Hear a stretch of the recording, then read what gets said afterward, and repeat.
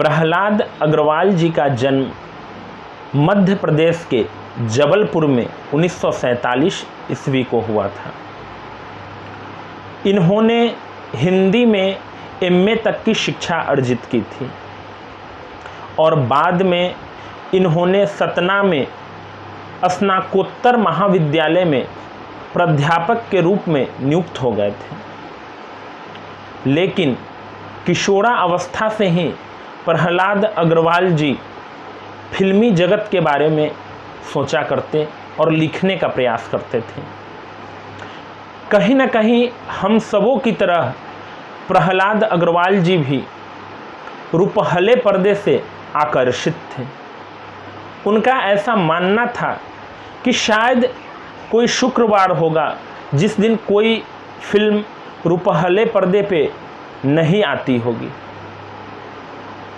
कई फिल्में सफल हो जाती हैं और कई हमेशा के लिए गुमनामी में खो जाती हैं और उनमें काम किए हुए जो कलाकार होते हैं बहुत प्रसिद्धि भी पाते हैं और बहुत गुमनामी में भी जीने को विवश हो जाते हैं। तो इनका ऐसा मानना था और कहीं ना कहीं इनके अंदर रुचि भी थी कि वो उन कलाकारों के बारे में और फिल्म के ऐतिहासिक पक्ष को वो उद्घाटित करें। इनकी एक रचना है फिल्मी जगत पे, वो आज हम लोगों को पढ़ना है।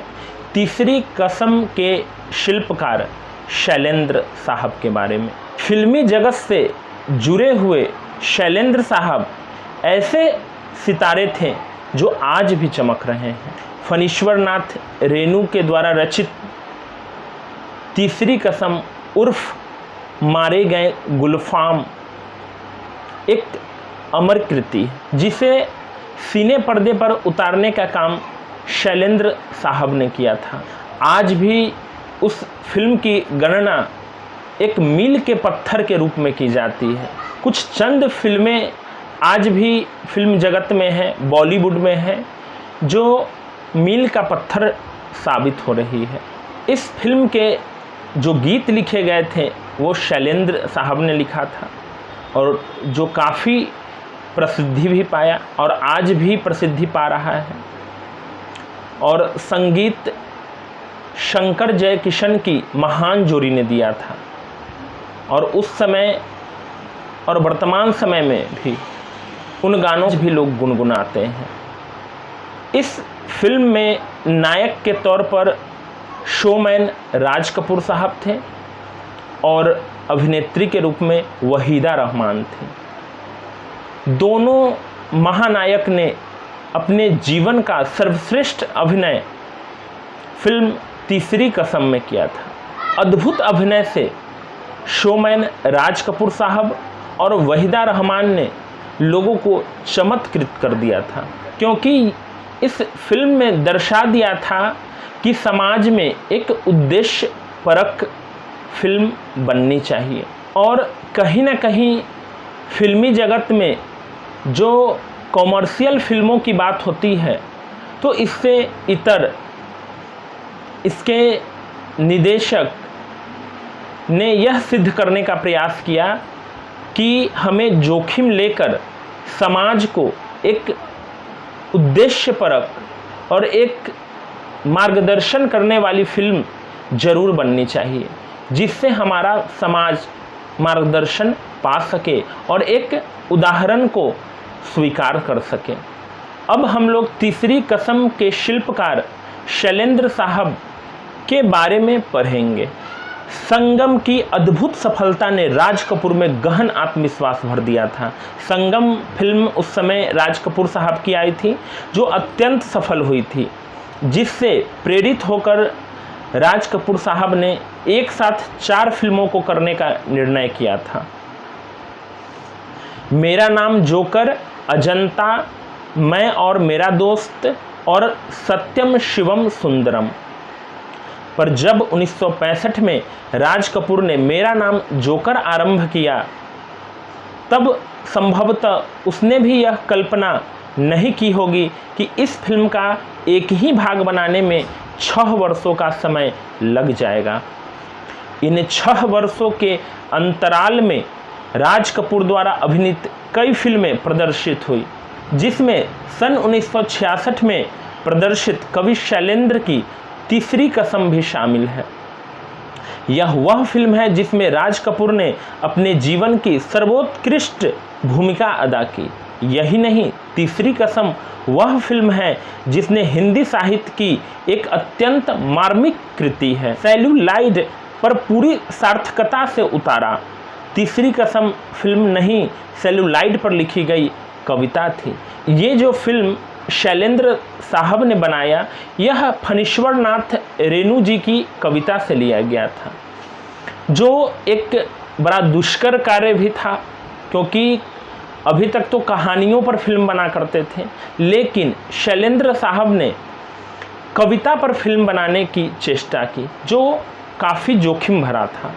तीसरी कसम फिल्म नहीं, सेल्यूलाइड पर लिखी गई कविता थी।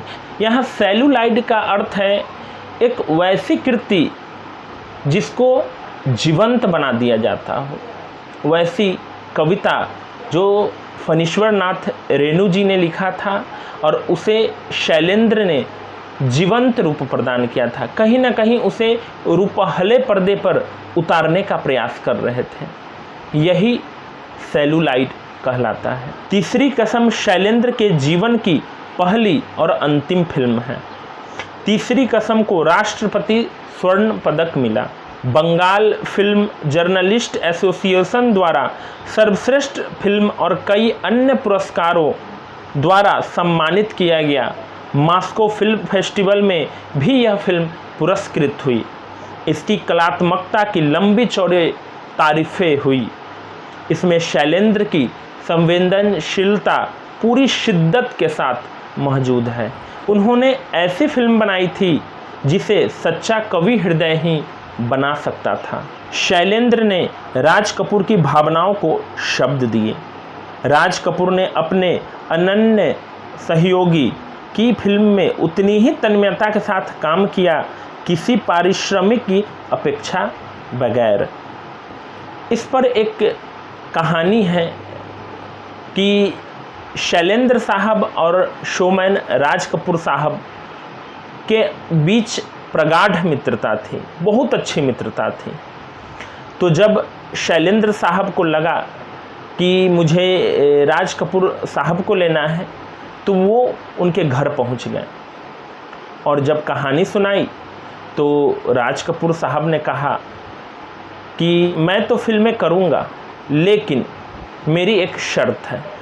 शैलेंद्र साहब थोड़े से असहज महसूस करने लगे कि ये तो मेरा मित्र है, लेकिन ये तो शर्त रख रहा है।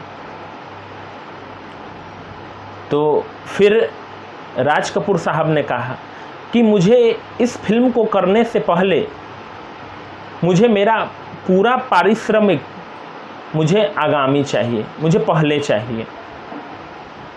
ये सुनकर शैलेंद्र साहब थोड़े से सदमे में आए, लेकिन तुरंत राज कपूर साहब इस भाव को समझ गए और उन्होंने कहा कि मेरा जो पारिश्रमिक है वह 1 रुपया है और वो तो मैं पहले लूँगा, उसके बाद ही फिल्म बनाऊँगा। शैलेंद्र साहब के आँखों में एक बार फिर से अपने दोस्त शोमैन राज कपूर के लिए स्नेह था, अपनापन था। ये बहुत ही सुंदर सी घटना घटी राज कपूर साहब और शैलेंद्र साहब के बीच में।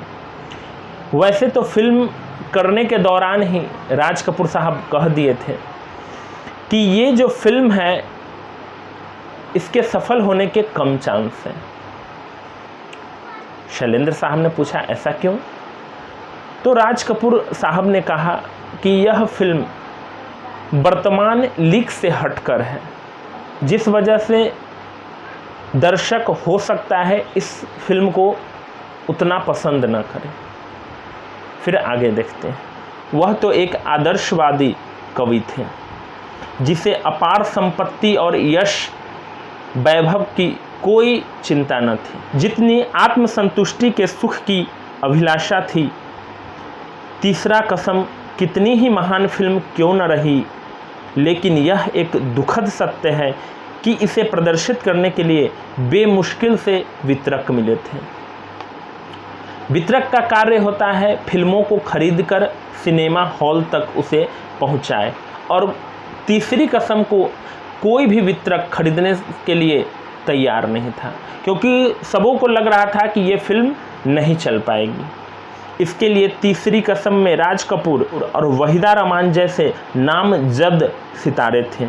शंकर जयकिशन जी का संगीत था, जिनकी लोकप्रियता उन दिनों 7वें आसमान पर थी, और इसके गीत भी फिल्म के प्रदर्शन के पूर्व ही बेहद लोकप्रिय हो चुके थे। लेकिन इस फिल्म को खरीदने वाला कोई नहीं था। दरअसल इस फिल्म की संवेदना किसी 2 से 4 बनाने का गणित जानने वाले की समझ से परे थी। मतलब इस फिल्म में व्यवसाय की गुंजाइश नहीं थी। ये फिल्म वही लोग खरीद सकते थे जो आत्मिक रूप से समाज को एक अच्छी फिल्म देना चाहते थे। उसमें रची बसी करुणा तराजू पर तौली जा सकने वाली चीज़ नहीं थी। इसलिए बेमुश्किल जब तीसरी कसम रिलीज हुई तो इसका कोई प्रचार नहीं हुआ। फिल्म कब आई और कब चली गई किसी को भी पता नहीं चल सका। ऐसा नहीं कि शैलेंद्र 20 सालों तक फिल्म इंडस्ट्री में रहते हुए भी वहाँ के तौर तरीक़ों से नावाकिफ़ थे, परंतु उनमें उलझकर वे अपनी आत्मीयता नहीं खो सके थे। ऐसा मानना है कि जब लोग फिल्मी दुनिया से जुड़ जाते हैं तो कहीं ना कहीं वो अपनी व्यवसाय की बात सोचते हैं, वो पेशेवर हो जाते हैं। लेकिन शैलेंद्र साहब फिल्म निर्माण के मामले में बिल्कुल भी पेशेवर नहीं थे। उनका मानना था कि समाज को अगर कुछ देना है तो एक उद्देश्य परक फिल्में देनी है, लेकिन ये सिर्फ उन तक सिमट के रह गया। इसके अंतरे की एक पंक्ति रातें 10 दिशाओं से कहेगी अपनी कहानियाँ पर संगीतकार जय किशन ने आपत्ति की। जय किशन साहब का ऐसा मानना था कि अगर दर्शकों के बीच अगर हम लोग कोई भी गीत का जो बोल है, जो पंक्ति है, उसमें अगर 10 दिशाएं कहेंगे तो जो दर्शक हैं वो कंफ्यूज हो जाएंगे, वो दुविधा में पड़ जाएंगे कि 10 दिशाएं होती हैं, क्योंकि दिशा तो वो 4 ही समझते हैं। तो शंकर जयकिशन साहब ने कहा था कि यहाँ पे 4 दिशाएं कर दी जाए, लेकिन शैलेंद्र साहब मानने वाले नहीं थे, क्योंकि उनका तो मानना था कि दिशाएं तो 10 होती हैं। लेकिन शैलेंद्र परिवर्तन के लिए तैयार नहीं हुए। उनका दृढ़ मंतव्य था कि दर्शकों की रुचि की आड़ में हमें उथलेपन को उन पर नहीं थोपना चाहिए। कहीं ना कहीं शैलेंद्र समझते थे कि जो कुछ भी दर्शक चाहे कोई ज़रूरी नहीं कि वो सही हो, और कहीं ना कहीं समाज के लिए भी वो सही नहीं हो। तो फिर ऐसी भ्रामक चीज़ों को क्यों परोसा जाए दर्शकों के सामने। कलाकार का यह कर्तव्य भी है कि वह उपभोक्ता की रुचियों का परिष्कार करने का प्रयत्न करे, और उनका यकीन गलत नहीं था। यही नहीं, वे बहुत अच्छे गीत भी जो उन्होंने लिखे बेहद लोकप्रिय हुए। शैलेंद्र ने झूठे आभिजात्य को कभी नहीं अपनाया। आभिजात्य वर्ग वे होते हैं जो खुद को श्रेष्ठ मानते हैं, अलग रखते हैं। वैसे लोगों को, एक खेमा वाले लोगों को उन्होंने कभी भी अनुमति नहीं दी। उनके गीत भाव प्रवण थे, दुरूह नहीं। मेरा जूता है जापानी, ये पतलून इंग्लिस्तानी, सर पे लाल टोपी रूसी, फिर भी दिल है हिंदुस्तानी। यह गीत शैलेंद्र ही लिख सकते थे, शांत नदी का प्रवाह और समुद्र की गहराई लिए हुए। यही विशेषता उनकी जिंदगी की थी। यही उन्होंने अपनी फिल्म के द्वारा भी साबित किया था। तीसरी कसम यदि एकमात्र नहीं तो चंद फिल्मों में से है जिन्होंने साहित्य रचना के साथ 100% न्याय किया था। शैलेंद्र ने राज कपूर जैसे स्टार को हीरामन बना दिया था। हीरामन पर राज कपूर हावी नहीं हो सका, और छीट की सस्ता साड़ी में लिपटी हीराबाई ने वहीदा रहमान की प्रसिद्ध ऊंचाइयों को बहुत पीछे छोड़ दिया था। कजरी नदी के किनारे उकरू बैठा हरिमन जब गीत गाते हुए हीराबाई से पूछता है, मन समझाती है न आप, तब हीराबाई जुबान से नहीं आँखों से बोलती है। दुनिया भर के शब्द भाषा को अभिव्यक्ति नहीं दे सकते, ऐसी सूक्ष्मताओं से स्पंदित थी। तीसरी कसम, अपनी मस्ती में डूबकर झूमते गाते गारीवान, चलत मुसाफिर मोह लिया रे पिंजरे वाली मुनिया। आज भी ये गीत कहीं ना कहीं हम लोगों को जेहन को छू जाती है। टप्पर गाड़ी में हीराबाई को जाते हुए देखकर उनके पीछे दौड़ते गाते बच्चों का हुजूम था। लाली लाली डोलिया में लाली रे दुल्हनिया, एक नौटंकी की बाई में अपनापन खोज वाला सरल हृदय गारीवान। अभावों की जिंदगी जीते लोगों के सपनीले कहे हमारी फिल्मों की सबसे बड़ी कमजोरी है लोक तत्व का अभाव। वे जिंदगी से दूर होती है। यदि त्रासद स्थितियों का चित्रांकन होता है तो उन्हें ग्लोरीफाई किया जाता है। पहले भी और वर्तमान समय में भी बॉलीवुड में, फिल्मी जगत में कोई भी कहानी आती है उसको ग्लोरीफाई किया जाता है, तब परोसा जाता है दर्शकों के बीच, जिससे उसकी सत्यता नष्ट हो जाती है, कम जाती है। दुख ऐसा विभत्स रूप प्रस्तुत होता है जो दर्शकों का भावनात्मक शोषण कर लेता है। आज भी हम लोग कहीं ना कहीं भावनात्मक रूप से शोषित कर लिए जाते हैं इन फिल्मकारों के द्वारा, जिनका काम सिर्फ पैसा कमाना है और कुछ नहीं। वो दर्शकों को भ्रामक चीज़ों को दिखाकर उनकी भावनाओं को अरेस्ट कर लेते हैं और लोग उसे उबर नहीं पाते। तीसरी कसम की यह खास बात थी कि वह दुख को भी सहज स्थिति में जीवन सापेक्ष प्रस्तुत करती है। मैंने शैलेंद्र को गीतकार नहीं कवि कहा है। वे सिनेमा की चकाचौंध के बीच रहते हुए यश और धन लिप्सा से कोसों दूर थे। जो बात उनकी जिंदगी में थी वही उनके गीतों में भी। उनके गीतों में सिर्फ करुणा नहीं, जूझने का संकेत भी था और वह प्रक्रिया भी मौजूद थी जिसके तहत अपनी मंजिल तक पहुंचा जाता है। व्यथा आदमी को पराजित नहीं करती, उसे आगे बढ़ने का संदेश देती है। कितना सुंदर उन्होंने अपने बात को स्पष्ट किया कि जो समस्याएं होती हैं, जो बाधाएं हमारे जीवन में आती हैं, वो हमें कमज़ोर करने के लिए कभी भी नहीं आती हैं, वो हमेशा हमें मजबूत करने के लिए आती है। अगर हम इस वास्तविकता को समझ लें तो हम कभी भी विपरीत परिस्थिति में व्यथित और विचलित नहीं हो सकते हैं। शैलेंद्र ने तीसरी कसम को अपनी भाव प्रवणता का सर्वश्रेष्ठ तथ्य प्रदान किया। मुकेश की आवाज़ में शैलेंद्र का यह गीत तो अद्वितीय बन पड़ा। अभिनय के दृष्टिकोण से तीसरी कसम राज कपूर की जिंदगी की सबसे हसीन फिल्म है। राज कपूर ने जिन्हें समीक्षक और कला मर्मज्ञ आंखों से बात करने वाला कलाकार मानते हैं, तीसरी कसम में मासूमियत के चरमोत्कर्ष को छूते हैं। अभिनेता राज कपूर जितनी ताकत के साथ तीसरी कसम में मौजूद हैं, उतना जागते रहो में भी नहीं। जागते रहो में राज कपूर के अभिनय को बहुत सराहा गया था, लेकिन तीसरी कसम वह फिल्म है जिसमें राज कपूर साहब अभिनय नहीं करता, वह हीरामन के साथ एकाकार हो गया है। मतलब राज कपूर साहब ने तीसरी कसम फिल्म को इतने सुंदरता से करने का काम किया कि वो चरित्र हीरामन है उसी को चरितार्थ कर बैठे। वह हीरामन के साथ एक खालिस देहाती भुच गारीवान जो सिर्फ दिल की जुबान समझता है, दिमाग की नहीं, जिसके लिए मोहब्बत के सिवा किसी दूसरी चीज़ का कोई अर्थ नहीं। बहुत बड़ी बात है यह कि तीसरी कसम राज कपूर साहब के अभिनय जीवन का वह मुकाम है जब वह एशिया के सबसे बड़े शोमैन के रूप में स्थापित हो चुके थे।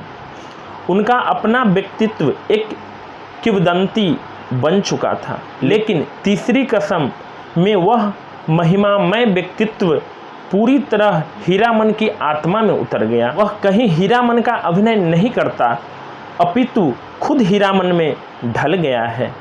हीराबाई की फेनू गिलासी बोले पर रिझता हुआ उसकी मनुआ नटुआ जैसी भोली सूरत पर न्यौछावर होता हुआ और हीराबाई की तनिक सी उपेक्षा पर अपने अस्तित्व से जूझता हुआ सच्चा हीरामन बन गया है। तीसरी कसम की पटकथा मूल कहानी के लेखक फणीश्वरनाथ रेणु जी ने स्वयं तैयार की थी। कहानी का रेशा रेशा उसकी छोटी से छोटी बारीकियां फिल्म में पूरी तरह से उतर आई थी।